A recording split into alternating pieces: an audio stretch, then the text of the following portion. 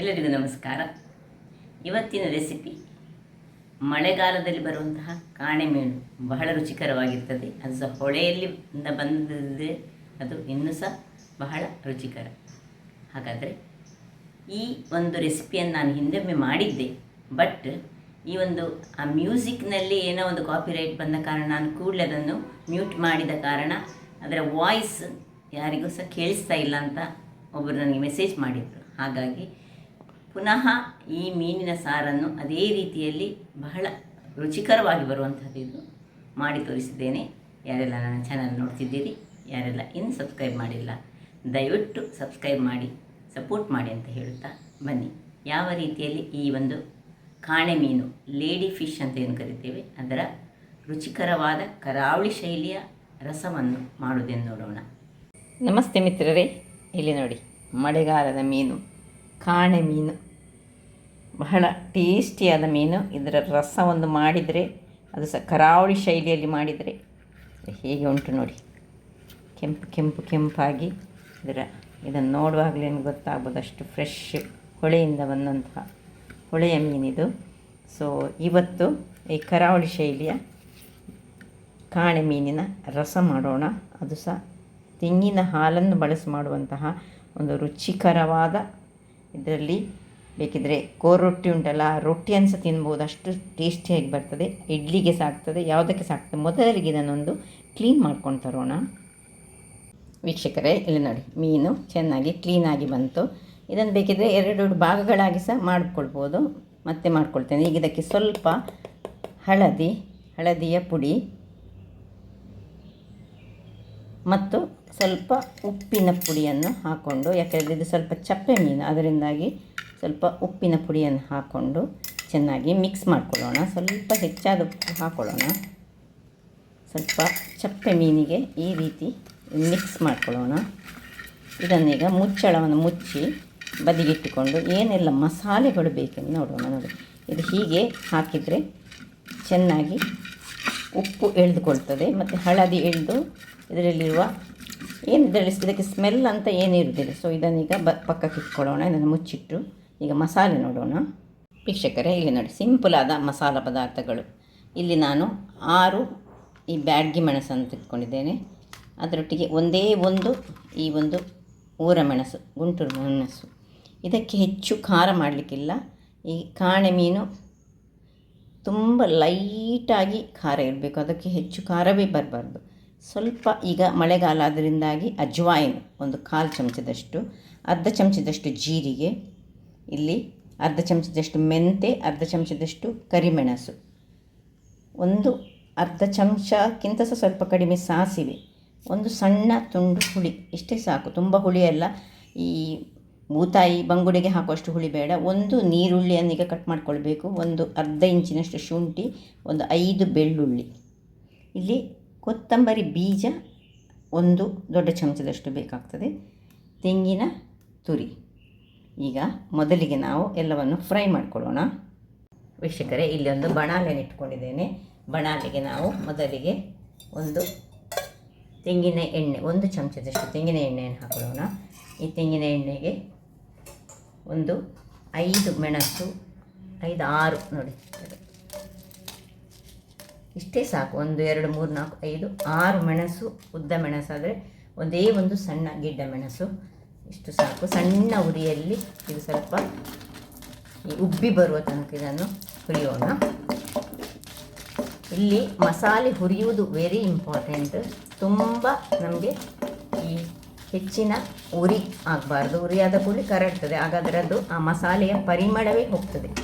ಈಗ ಅಷ್ಟಾಗುವಾಗ 1 ಚಮಚದಷ್ಟು ಕೊತ್ತಂಬರಿಯ ಬೀಜ, 1 ಚಮಚ ಜೀರಿಗೆ, ಅರ್ಧ ಚಮಚ ಜೀರಿಗೆ, ಅರ್ಧ ಚಮಚ ಮೆಂತೆ ಮತ್ತು ಕರಿ ಮೆಣಸು, ಸಾಸಿವೆ, ಇಷ್ಟನ್ನೆಲ್ಲ ಒಟ್ಟಿಗೆ ಹಾಕ್ಕೊಳ್ತಿದ್ದೇನೆ. ನೋಡಿ, ಉರಿ ಮಾತ್ರ ಸಣ್ಣದಿರಲಿ. ಹದಾ ಉರಿಯಲ್ಲಿ ಇದನ್ನೀಗ ಫ್ರೈ ಮಾಡ್ಕೊಳ್ಬೇಕು. ಚೂರು ಕರಟಿದ್ದರೆ ಆ ಒಂದು ಮಸಾಲೆಯ ಪರಿಮಳವೇ ಹೋಗ್ತದೆ. ಸೊ ಇಷ್ಟನ್ನು ಹಾಕ್ಕೊಂಡು ನಾವು ಹದಾ ಉರಿಯಲ್ಲಿ ಫ್ರೈ ಮಾಡುವಾಗ ಒಂದೇ ಒಂದು ದಂಟಿನಷ್ಟು ಸಾಕು. ಒಂದು ದಂಟು ನಾವು ಕರಿ ಲೀವ್ಸನ್ನು ಹಾಕೊಳ್ಳೋಣ. ಇದಕ್ಕೆ ಕೆಲವರು ಕರಿ ಲೀವ್ಸ್ ಹಾಕೋದಿಲ್ಲ, ಆದರೆ ಹಾಕಿದರೆ ಆ ಮಸಾಲೆಯ ಪರಿಮಳ ಬಹಳ ಚೆನ್ನಾಗಿ ಬರ್ತದೆ. ಇಷ್ಟ ಆಗುವಾಗ ಕೊನೆಗೆ ನಾವು ಈ ಅಜ್ವಾಯಿನ್, ಈಗ ಮಳೆಗಾಲ ಅದರಿಂದಾಗಿ ಅಜ್ವಾಯಿನ್ ಒಂಚೂರು ಒಂದು 1/4 ಚಮಚದಷ್ಟು ಹಾಕ್ಕೊಳ್ಳೇಬೇಕಾಗ್ತದೆ. ಇಲ್ಲದ್ರೆ ಇದನ್ನು ಸ್ಕಿಪ್ ಸಹ ಮಾಡ್ಬೋದು. ಅದೇ ಅಜ್ವಾಯಿನ್ ಹಾಕಿದರೆ ಅದಕ್ಕೊಂದು ಪರಿಮಳವೇ ಬೇರೆ ಇರ್ತದೆ. ಸೊ ಇನ್ನು 2 ಚಮಚದಷ್ಟು ನೋಡಿ, ಇಷ್ಟು ಸಾಕು ತೆಂಗಿನ ತುರಿ ಇಷ್ಟನ್ನು ಹಾಕ್ಕೊಂಡು ಒಂದು ಚೂರು ಹಳದಿ, ಪಿಂಚ್ ಆಫ್ ಹಳದಿಯನ್ನು ಹಾಕ್ಕೊಳ್ತಿದ್ದೇನೆ ನಾನು. ಆಲ್ರೆಡಿ ನಾವು ಮೀನಿಗೆ ಸಹ ಹಳದಿಯನ್ನು ಹಾಕ್ಕೊಂಡಿದ್ದೇವೆ. ಹಾಕ್ಕೊಂಡು ಇದನ್ನು ಈ ಕರಿ ಲೀವ್ಸ್ ಸ್ವಲ್ಪ ಫ್ರೈ ಆಗೋ ತನಕ ಇದನ್ನು ಚೂರು ಹುರಿದುಕೊಳ್ಳೋಣ.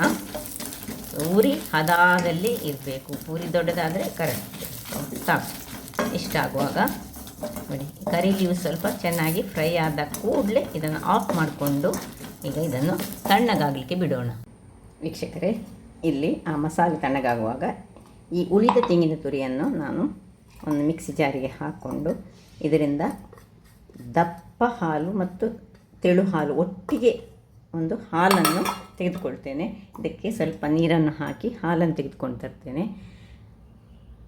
ಹಾಲು ರೆಡಿ ಆಯಿತು ನೋಡಿ, ಇಷ್ಟು ಹಾಲು ಬಂತು. ಇದನ್ನೀಗ ಪಕ್ಕಕ್ಕೆ ಇಟ್ಕೊಳ್ಳೋಣ. ಇಲ್ಲೀಗ ಮಸಾಲೆ ಸಹ ನೋಡಿ ಒಳ್ಳೆ ತಣ್ಣಗಿದೆ. ಇಷ್ಟೇ, ಇದೀಗ ನನ್ನ ಹತ್ರ 300 ಗ್ರಾಮ್ಸ್ನಷ್ಟು ಈ ಕಾಣೆ ಫಿಶ್ ಇರೋದು, ಅದರಿಂದಾಗಿ ಇಷ್ಟೇ ಮಸಾಲೆ ಬೇಕಾಗ್ತದೆ.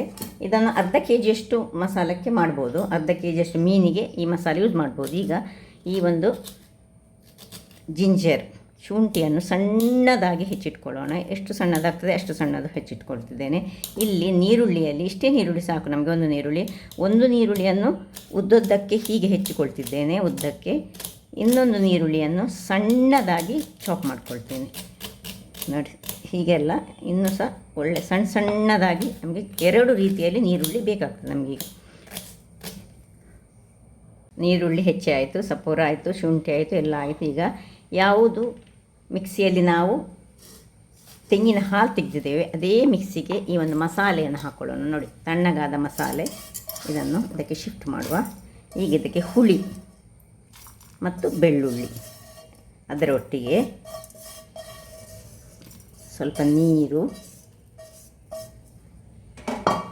ಹುಳಿ ಹಾಕ್ಕೊಂಡೆ ನೋಡಿ. ಬೆಳ್ಳುಳ್ಳಿ ಒಂದು 4-5 ಬೆಳ್ಳುಳ್ಳಿ.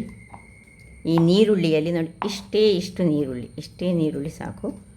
ಇನ್ನು ನೀರು ಇಷ್ಟನ್ನು ಹಾಕಿ ಒಂದು ಒಳ್ಳೆ ಫೈನಾದ ಪೇಸ್ಟ್ ಬೇಕು ನಮಗೆ. ಇಲ್ಲಿ ಇರೋದು ಹೇಗೆ ಮಸಾಲೆ ಫೈನಾಗಿ ಬರ್ತದೆ ಅದು. ಸೊ ಒಳ್ಳೆ ಫೈನಾಗಿ ಮಾಡ್ಕೊಳ್ಳೋಣ. ವೆಟ್ ಗ್ರೈಂಡರಲ್ಲಿ ಸಹ ಮಾಡ್ಬೋದು, ಅಥವಾ ಕಡಿಯುವ ಕಲ್ಲಲ್ಲಿ ಸಹ ಕಡಿಬೋದು. ವೀಕ್ಷಕರೇ ನೋಡಿ, ಗ್ಯಾಸಲ್ಲಿ ಒಂದು ಮಣ್ಣಿನ ಪಾತ್ರೆಯನ್ನು ಇಟ್ಕೊಂಡಿದ್ದೇನೆ.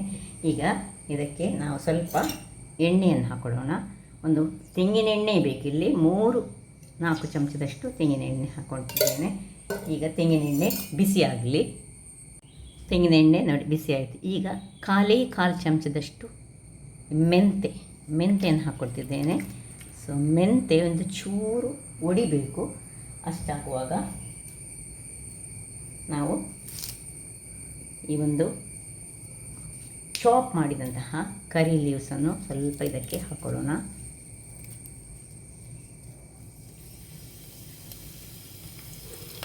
ಇನ್ನು ಚಾಪ್ಡ್ ಆನಿಯನ್,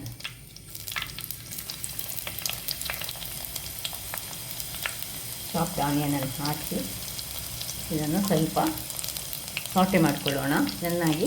ಇದೀಗ ಗೋಲ್ಡನ್ ಕಲರಿಗೆ ಬರಬೇಕು, ಅಷ್ಟು ತನಕ ಚೆನ್ನಾಗಿ ಹುರಿದುಕೊಳ್ಳೋಣ.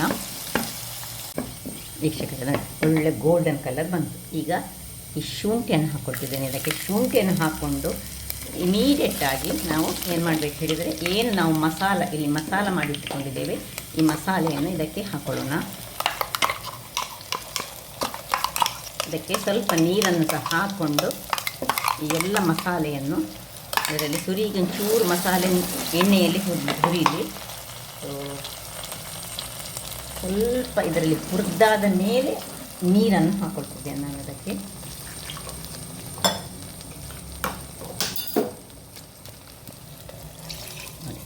ತುಂಬ ನೀರು ಹಾಕೊಳ್ಳೋದು ಬೇಡ, ಸ್ವಲ್ಪ ದಪ್ಪವೇ ಬೇಕು ನಮಗೆ, ಯಾಕೆಂದರೆ ತೆಂಗಿನ ಹಾಲು ಮತ್ತು ಹಾಕ್ಕೊಳ್ಳಿಕ್ಕೆ ಉಂಟು. ಈಗ ಇದಕ್ಕೆ ಉಪ್ಪನ್ನು ಸ್ವಲ್ಪ ಹಾಕ್ಕೊಳ್ತಿದ್ದೇನೆ. ಇಲ್ಲಿ ಉಪ್ಪು, ಸೊ ಉಪ್ಪನ್ನು ಹಾಕಿ ಇದನ್ನು ಚೆನ್ನಾಗಿ ತಿರುಗಿಸ್ಕೊಳ್ತಿದ್ದೇನೆ. ಇನ್ನೀಗ ಇದನ್ನು ಚೂರು ಸ್ವಲ್ಪ ದಪ್ಪ ಆದಾಗೆ ಕಾಣ್ತಾ ಉಂಟು. ನಾನು ಸ್ವಲ್ಪ ಅದಕ್ಕೆ ನೀರನ್ನು ಹಾಕ್ಕೊಳ್ತಿದ್ದೇನೆ. ಇನ್ನು ಮುಚ್ಚಳವನ್ನು ಮುಚ್ಚಿ ಒಂದು ನೋಡಿ, ಇದೀಗ ಇಷ್ಟೇ ದಪ್ಪದಲ್ಲಿ ಉಂಟು. ಯಾಕೆ ಹೇಳಿದ್ರೆ ಇನ್ನು ಇದಕ್ಕೆ ಹಾಲು ಹಾಕಲಿಕ್ಕೆ ಉಂಟು. ಯಾವಾಗ ಹಾಲು ಹಾಕೋದು, ಯಾವಾಗ ಮೀನು ಹಾಕೋದು ಅಂತ ನೋಡೋಣ. ಇಲ್ಲಿ ಈಗ ಉಪ್ಪು ಹಾಕಿದ ಮೇಲೆ ನಾವು ಒಂದು ಸರ್ತಿ ಉಪ್ಪಿನ ಹದ ಸರಿ ಉಂಟು ಅಂತ ನೋಡಬೇಕು. ಕರೆಕ್ಟಾಗಿ ಬಂದಿದೆ. ಈಗ ಮುಚ್ಚಳವನ್ನು ಮುಚ್ಚಿ ಇದನ್ನು ಕುದಿಯಲು ಬಿಡೋಣ. ವೀಕ್ಷಕರೇ ನೋಡಿ, ಇಷ್ಟು ಸ್ವಲ್ಪ ಕುದಿಲಿಕ್ಕೆ ಆಗುವಾಗ ಈ ಉದ್ದಕ್ಕಾಗಿ ಹೆಚ್ಚಿದ ನೀರುಳ್ಳಿ, ಇದು ಆಪ್ಷನಲ್, ಬೇಕಿದ್ದರೆ ಹಾಕ್ಕೊಳ್ಬೋದು, ಬೇಡದಿದ್ದರೆ ಬಿಡ್ಬೋದು. ಹಾಕಿದರೆ ಒಳ್ಳೆ ಪರಿಮಳ ಬರ್ತದೆ. ಒಮ್ಮೆ ಇದನ್ನು ಹಾಕ್ಕೊಂಡು ಚೆನ್ನಾಗಿ ಹೀಗೆ ತಿರುಗಿಸ್ಕೊಳ್ಳೋಣ. ನೋಡಿ ಎಷ್ಟು ಕಲರ್ಫುಲ್ಲಾಗಿ ಬಂತು ನೋಡಿ, ಹೀಗೆ ಬರಬೇಕು. ಈಗ ಇನ್ನೊಮ್ಮೆ ಆ ನೀರುಳ್ಳಿ ಒಂದು ಸ್ವಲ್ಪ ಅದು ಬಾಡಬೇಕು, ಅದರಲ್ಲಿ ಅಷ್ಟಂತಂದರೆ ಬಾಡದೆಳೆ ಬೇಯಬೇಕು. ಅಷ್ಟು ಹೊತ್ತು ಒಂದು ನಿಮಿಷ, ಒಂದೇ ನಿಮಿಷ ಹೀಗೆ ಇಟ್ಕೊಳ್ತೇನೆ. 1 ನಿಮಿಷಗಳ ಬಳಿಕ ಇಲ್ಲಿ ನೋಡಿ ಹೇಗೆ ಬಂದಿದೆ, ಕುದೀತಾ ಉಂಟು. ಈಗ ಈ ದಪ್ಪ ಹಾಲನ್ನು ಇದಕ್ಕೆ ಹಾಕ್ಕೊಳ್ತಿದ್ದೇನೆ. ಹಾಕ್ಕೊಂಡು ಒಮ್ಮೆ ತಿರುಗಿಸಿ ಉಪ್ಪು ಹೇಗೆ ಆಗಿದೆ ನೋಡಿ, ಕಲ್ಲರ್ ನೋಡಿ ಯಾವ ರೀತಿಯಲ್ಲಿ ಅಂತ. ಈ ಒಗ್ಗರಣೆ ನಾವು ಕೊಟ್ಟೇವಲ್ಲ, ಅದು ನೀವು ಸ್ಕಿಪ್ ಮಾಡ್ಬೋದು ನಿಮಗೆ ಎಣ್ಣೆ ಬೇಡದಿದ್ದರೆ. ಆದರೆ ಆ ಒಗ್ಗರಣೆ ಕೊಟ್ಟರೆ ಉಂಟಲ್ಲ, ಅದೊಂದು ಬಹಳ ರುಚಿಕರವಾದ ಹಾಗೂ ಪರಿಮಳಯುಕ್ತವಾಗಿ ಬರ್ತದೆ. ಈಗೀಗ ಇದನ್ನು ಒಂದು ಸ್ವಲ್ಪ ಹೊತ್ತು ಹಾಗೆ ಕುದಿಲಿಕ್ಕೆ ಬಿಡೋಣ. ವೀಕ್ಷಕರೇ, ಒಳ್ಳೆ ಕುದಿಲಿಕ್ಕೆ ಶುರುವಾಯಿತು ನೋಡಿ. ಹಾಲು ಹಾಕಿದ ಮೇಲೆ ಈ ರೀತಿಯಾಗಿ ಕುದೀತಾ ಬಂತು. ಏನು ಚೆನ್ನಾಗಿ ಕುದೀತಾ ಉಂಟು. ಈ ಹೊತ್ತಿನಲ್ಲಿ ನಾವು ಸರಿಯಾಗಿ ಕುದ್ದ ಮೇಲೆ ಈ ಮೀನು ಏನು ನೋಡಿ, ಇದರಲ್ಲೀಗ ಸ್ವಲ್ಪ ಉಪ್ಪು ಹೆಚ್ಚಿರಬಾರ್ದು, ಇದನ್ನೀಗ ಇದರಲ್ಲಿ ಹಾಕೊಳ್ಳೋಣ. ಸೊ ಒಂದು 300 ಗ್ರಾಮ್ಸ್ನಷ್ಟು ಮೀನಿಗೆ ಬೇಕಾದಂತಹ ಅದನ್ನು ಹಾಕ್ಕೊಂಡಿದ್ದೇನೆ ನಾನು. 4 ಮೀನನ್ನು, 6 ಮೀನಲ್ಲಿ ನಾನು 4 ಮೀನನ್ನು ಯೂಸ್ ಮಾಡ್ಕೊಳ್ತಿದ್ದೇನೆ. ಉಳಿದ 4 ಮೀನನ್ನು ನಾನು ಈ ಫ್ರೈ ಮಾಡ್ತಿದ್ದೆ. ರವಾ ಫ್ರೈ ಇದ್ರದ್ದು ಬಹಳ ಚೆನ್ನಾಗಿ ಬರ್ತದೆ. ಸೊ ಮೀನು ಹಾಕಿ ಒಂದೇ ಒಂದು ನಿಮಿಷ ಹೀಗೆ ಮುಚ್ಚಿಟ್ಕೊಳ್ಳೋಣ. ಅದು ಸ್ವಲ್ಪ ಬಾಯನ್ನು ಹೀಗೆ ಸ್ವಲ್ಪ ಹೀಗೆ ಓರೆ ಮಾಡಿಟ್ಕೊಂಡು ಒಂದು ನಿಮಿಷ, ಅಂದರೆ ಒಂದು 2-3 ನಿಮಿಷ ಬೇಕು ನಮಗೆ. ಅದು ಮೀನು ಬೇಯಬೇಕು. ಸ್ವಲ್ಪ ದೊಡ್ಡದಾಗಿ ನಾನು ಕತ್ತರಿಸಲಿಲ್ಲಲ್ಲ, ಹಾಗಾಗಿ ಒಂದು 2-3 ನಿಮಿಷ ಬೇಕಾಗ್ತದೆ. ತುಂಬ ಸಹ ಬೇಯಬಾರ್ದು, ಯಾಕೆ ಹೇಳಿದ್ರೆ ಇದು ತುಂಬ ಸ್ಮೂತಾದ ಮೀನು. ಓಕೆ, ಮೀನು ಹಾಕಿದ ಮೇಲೆ 1 ನಿಮಿಷ ಈಗ ಓಪನಲ್ಲಿಟ್ಟು ನಾವು ಇದನ್ನು ಹೀಗೆ ಒಂದು ಗಳಿಗೆ ಹೀಗೆ ತಿರುಗಿಸಿಕೊಳ್ಳೋಣ. ಸಾಕು, ಇಷ್ಟು ತಿರುಗಿಸಿಕೊಂಡು ಇದನ್ನು ಆಫ್ ಮಾಡಿಕೊಂಡು 1 ನಿಮಿಷ ಮುಚ್ಚಿಕೊಳ್ತೇನೆ. ಆಮೇಲೆ ಸರ್ವ್ ಮಾಡೋಣ.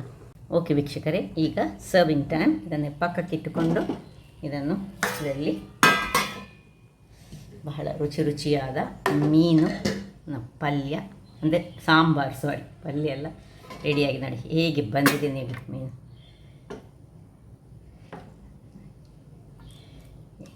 ಇದನ್ನು ನೋಡುವಾಗಲೇ ತುಂಬ ಮಂದಿಗೆ ಆಸೆ ಆಗ್ಬೋದು. ಅದು ಸಹ ಈ ಮಳೆಗಾಲದ ಒಂದು ರುಚಿಕರವಾದ ಕಾಣೆ ಮೀನಿನ ರಸ ರೆಡಿಯಾಗಿದೆ. ಸೊ ಹಾಗಾದರೆ ನೋಡಿದ್ರಲ್ಲ ವೀಕ್ಷಕರೇ, ಯಾವ ರೀತಿಯಲ್ಲಿ ಒಂದು ಸಿಂಪಲಾದ ಒಂದು ಮೀನಿನ ರಸ, ಅದು ಅತ್ಯಂತ ಟೇಸ್ಟಿಯಾದ ರಸ ಅಂತ ಹೇಳ್ಬೋದು. ಬಹಳ ಚೆನ್ನಾಗಿ ಬರ್ತದೆ.